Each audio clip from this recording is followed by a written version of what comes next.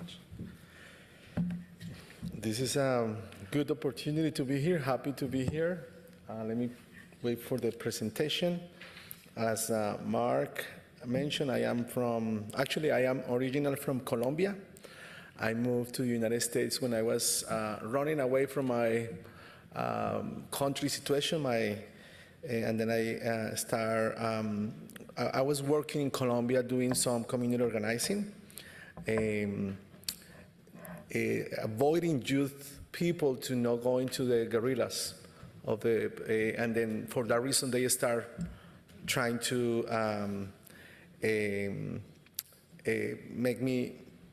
recruited me to go to their side, so I have to move to the United States. And since then, I have been working in the community. And in 2003, I became the director of a nonprofit organization. Thank you. Good. In California. So my presentation will be more towards the training of community health workers, even though I'm going to be giving you a little bit of overview of our agency. So we are a community health worker organization. Everything we do is community health workers. We have around 200 full-time employees, and we have board members, community health workers. We are serving around 50,000 people per year, and also has been recognized locally and nationally and internationally in training CHWs and also providing technical assistance to those who want to integrate this model. Our training, we have developed around 211 training topics for CHWs, many topics: personal development, professional development, mental health, chronic disease management. I mean, 211 trainings. But today's, I'm going to be sharing a little bit of our philosophy behind on creating trainings for CHWs. And we have created some methodologies behind of each of the trainings. And we ask ourselves, what are the principles that guide and inform trainings for CHWs? How these principles are applied in a training for CHWs, with the goal to provide to organizations insight in how to really integrate this training model in their settings. And we ask ourselves what components of the training package is. We ask ourselves, how do we capacity building components interface with each other? What are the outcomes, the intent of the outcomes of the trainings? How does a community health worker training center build capacity building to create health equity and community transformations in their communities? All of these questions, we have almost 2 years of responding these questions, and we came up with the following approach.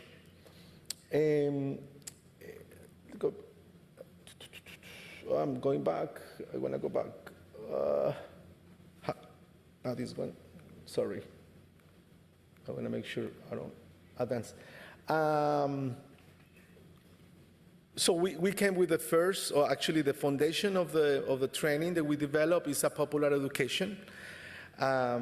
This is the inspiration and guiding approach of the Soul Training Center. It stems on popular education. Popular education is a form of adult education that for popular education practitioners is a philosophy, a methodology, and an art that we implement. Popular education is a teaching methodology, came from a Brazilian educator and writer named Paulo Freire. Very powerful approach. Popular education is a collective effort in which there is a high degree of participation from all of the participants.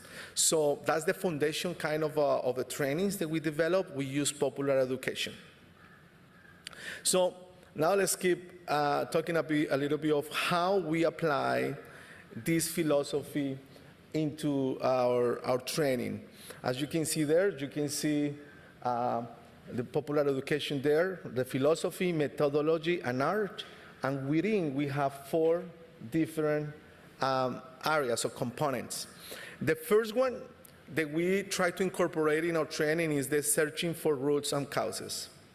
This is a particular condition that involves the facilitation and the analysis that the learners can examine their living conditions and start identifying what are the roots of the issues that they are going through. So if we're going to be talking about diabetes, we just not provide information about diabetes, but also why the community is getting diabetes and getting to the roots. I think that's the most important thing. And not just that, but also what the social and political and cultural actions needs to be taken in order to prevent people to get diabetes. The other one we have is the learning and teaching cycle. That's in popular education. This is the overall learning is the teaching creates the steps of action, reflection, and talking, and then go back to the action. So for example, when CHW is implementing an intervention in the community, they reflect in how it went and shared with a group of CHWs to analyze and discuss the implication for the action. So this is kind of learning, teaching cycle as they implement the programs in their community. Also, we put another component, which is the horizontal power relationship.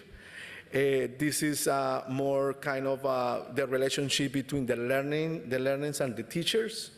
This is a practical application of social education equity in learning settings.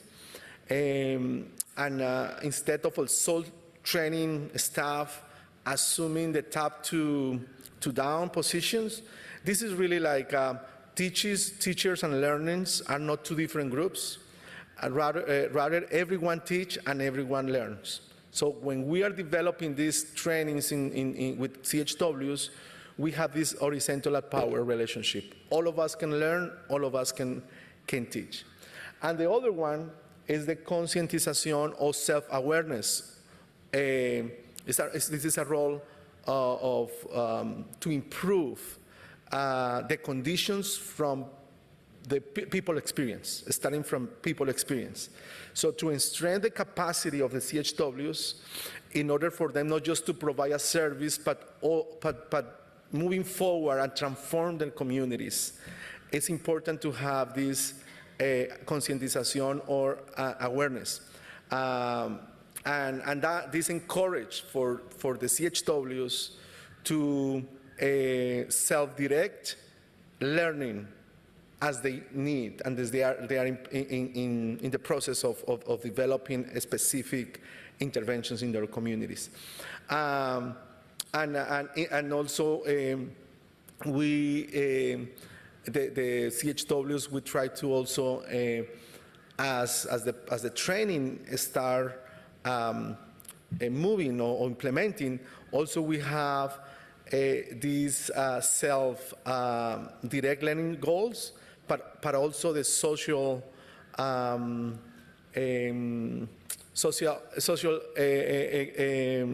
social dynamics that are happening in the community. That's kind of the popular education, how we apply. And also we develop 5 components that I want to share with you. The guides that any trainings that we develop within El Sol, locally and any other settings. So to offer other organizations into which the components are for the capacity building process, so we developed the following 5 components, or we came up with the idea or with the analysis of the 5 components. So the El Sol Training Center Theory of Change consists in these key components: selection, recruitment. Selection recruitment is one. The another one is learning objectives and goals, capacity building, the ecosystem that you can see there, areas of action, and the workforce development. All of those 5 components work across the trainings and the capacity building for CHW. So I'm going to try to unpack each of them very quickly today in my presentation. So the first one is selection. So selection is one of the most important things when you are implementing any CHW project. We insist that recruit CHWs based on their pre-existing vocation or heart to serve their people. Someone said, we recruit the heart and train the brain, because if you do it vice versa, it's not going to work. You cannot train the heart. So one of the things that we really emphasize is the importance to recruit people from the community who has that vocation, who has the calling to serve their own communities, and they have a lot of wisdom from their trajectory, working and living in those communities, and that is one of the most important things that we have been seeing as an important piece when you are implementing CHW's program. So recruitment is also based on how this person or this individual is involved in the community. Many times we have great people who has a lot of great skills, but they are not really embedded in their communities. So I think this is super important to keep in mind this piece when you are in training, when you are going to be developing a training program. Also, community health workers needs to be cultural close to those they are serving, like geographically, language, occupation, and all of this in order for them to be participating in the programs. There is many studies showing that, or explaining that personal values, views, location, and even time, how that influence really the impact when they are doing the community. So recruiting that passion, that calling is super important. So that's the first thing that we really incorporate in our trainings. The second thing is about the learning goals and objectives. So in order for really develop the designing of any trainings to build knowledge, skills, and confidence, we need to select which learnings and which objectives we're going to be addressing in specific trainings. So those learning intentions reflect in each of the trainings development to foster the continuation of growth for CHWs, not just in the professional part, but also in the personal and emotional growth as they become leaders and agents on transforming their own communities. So we come with I will say three principles, and the first one is relevance. So any context of the learning goals and objectives that we are developing, they need to be relevant, identifying the learning objective goals, and inform the topics in the lives and the context of the CHWs too. So it's not about just giving the topic or just informing one topic, but also how this topic is affecting their lives and their own communities. Also engage in the developing new CHW projects since the beginning of We Start a Project. So we are going to be developing a project on diabetes or on domestic violence. They are the first to be in the conversation, and they are going to participate in, especially if this information is relevant for their own work. The second one is reflection of evaluation. The evaluation of the CHWs based on the learning objectives, is designed as a capacity building process in which the evaluation process fosters deeper engagement, reflection, and action. This is consistent with the popular education learning cycle.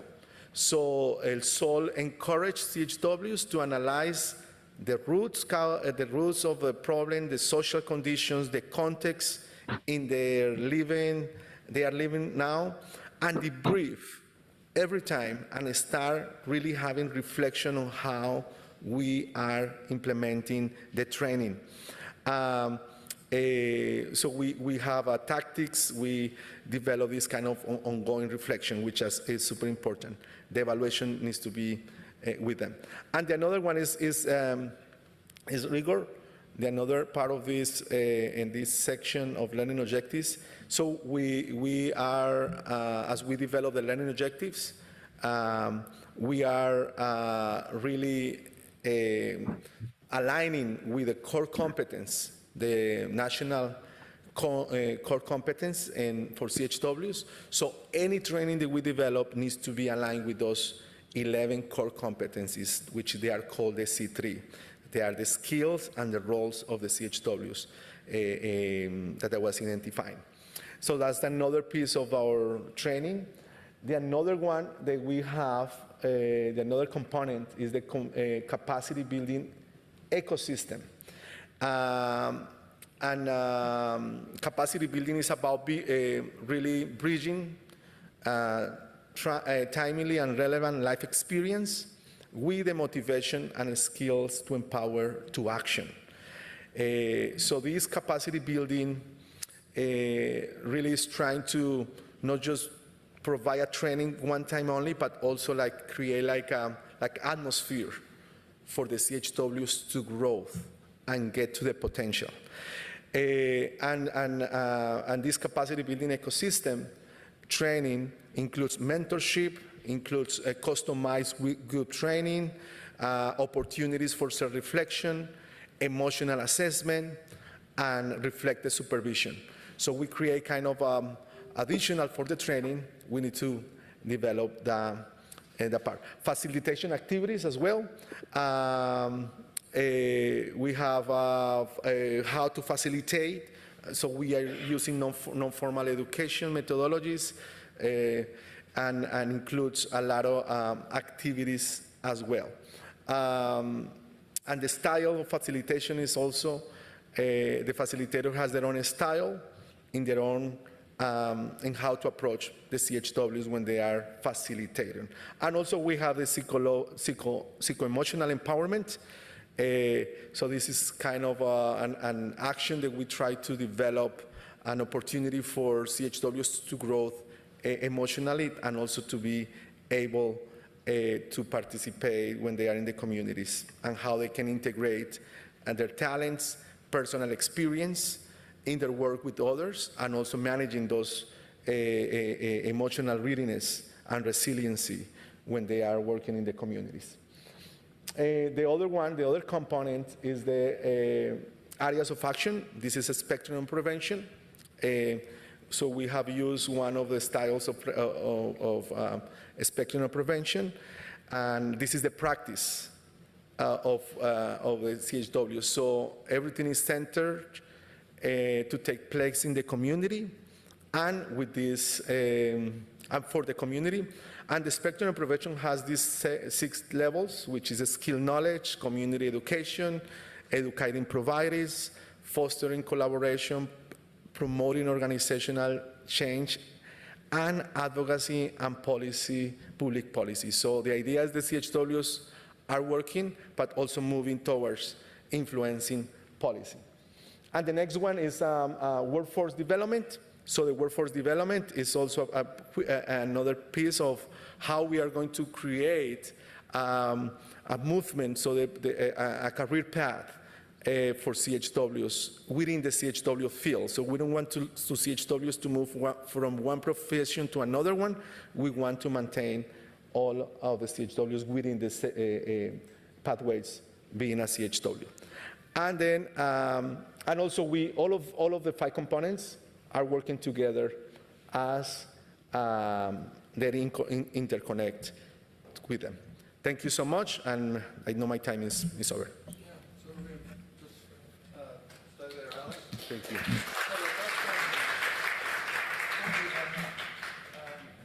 So we've got some time for some questions.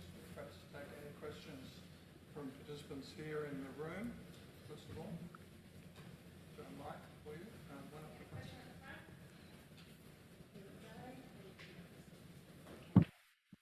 Hi, this was very interesting. Thank you. I would like to ask you: is it hard to recruit some people for these health community services? Could you hold the mic a bit closer? Yeah. Could you hear me? Is it? Yeah, that's better. Okay. So my question was: is it hard for you to recruit these people, or the health community servers? Or I think it's really interesting to make it attractive somehow. Like it's like. Yeah, you're talking about this, that it's like people, they have to have some special things to get recruited, but is it hard to find these people, or how is it? So thank you. In our experience, when you recruit the brain, another heart is gonna hard. It's gonna be hard for them to do the work. So recruiting people sometimes is hard. But the best way to recruit is for those who are already being impacted by other CHWs.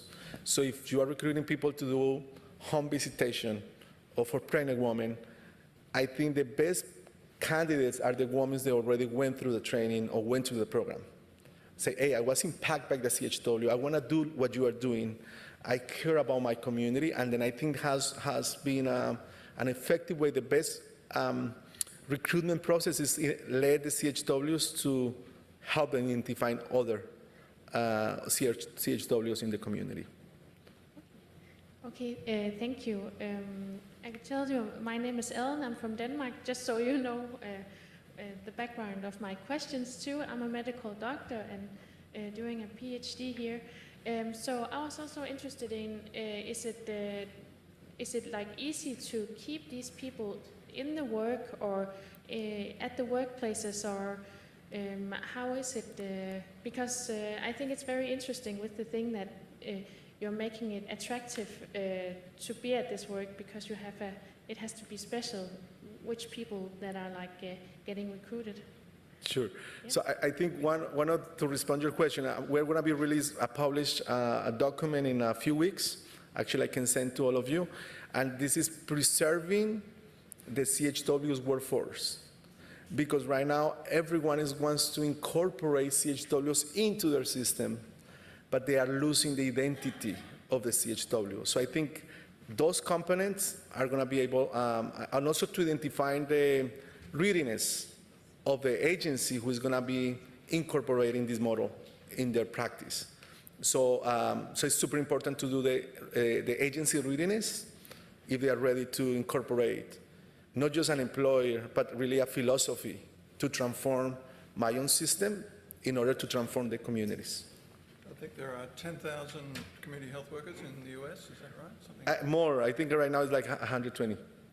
120,000? Yes, it's going up, and yeah, so it's a lot of movement, especially after the pandemic. One more question? Yes. I'll let you go.